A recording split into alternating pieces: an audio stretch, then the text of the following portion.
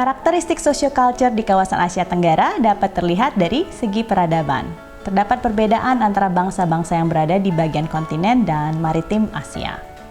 Bagi mereka yang berada di kontinen Asia Tenggara, peradaban biasanya berkembang di lembah sungai-sungai besar, khususnya Sungai Mekong. Sungai Mekong menjadi sangat penting sebagai sumber air, makanan, dan transportasi bagi negara-negara yang berada di sepanjang alirannya. Seperti contoh, Kerajaan Khmer menggunakan Sungai Mekong sebagai sumber energi, jalur perdagangan, transportasi, dan pertahanan maritim dari invasi. Kekuatan yang berasal dari Sungai Mekong ini pun dipolitisasi melalui monopoli sungai bagian utara dan selatan, sehingga kekuatan sungai berada di tangan Kerajaan Khmer. Hingga saat ini, sungai ini mengalir dari Tiongkok, Laos, melewati Myanmar, Thailand, Kamboja, dan berakhir ke Laut Tiongkok Selatan melalui delta di Vietnam. Sementara di bagian maritim Asia Tenggara, kehidupan peradaban mengacu pada kehidupan pesisir dan perdagangan maritim.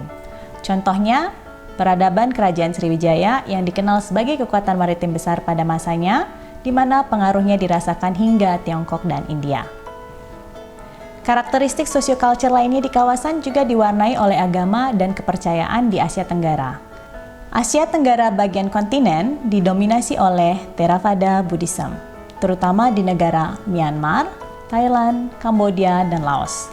Daerah ini juga kadang disebut sebagai Farther India, dikarenakan pengaruh India melalui perdagangan yang besar di daerah tersebut. Lalu bagaimana dengan Asia Tenggara bagian maritim? Pada bagian ini, masyarakat didominasi oleh agama Islam, terutama negara Malaysia dan Indonesia. Bangsa Arab dan India membawa agama Islam ke kawasan melalui jalur perdagangan maritim internasional. Terdapat dua ajaran Islam yang berkembang di kawasan, yakni fundamentalis dan moderat.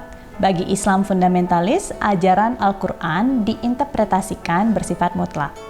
Sementara Islam moderat menginterpretasikan ajaran Al-Quran sesuai dengan kondisi perkembangan dunia seperti ilmu pengetahuan. Terlepas dari posisinya di bagian maritim Asia Tenggara yang lebih banyak memeluk ajaran Islam, mayoritas populasi di Filipina memeluk agama Katolik. Hal ini merupakan pengaruh dari sejarah penjajahan Spanyol dan keberadaan Amerika Serikat. Sementara itu, populasi Muslim umumnya berada di wilayah selatan Kepulauan Filipina. Perbedaan agama ini merupakan salah satu faktor yang menyebabkan munculnya konflik di beberapa wilayah Asia Tenggara. Terakhir, karakteristik sosiokultur Asia Tenggara juga dapat dilihat melalui persebaran bahasa yang digunakan dalam kawasan. Melalui peta bahasa yang tertera, dapat dilihat 5 rumpun bahasa yang beredar di kawasan Asia Tenggara, yaitu Austronesian, Tibeto-Burman, Tai-Kadai, Austro-Asiatik atau Mon Khmer, dan Papuan.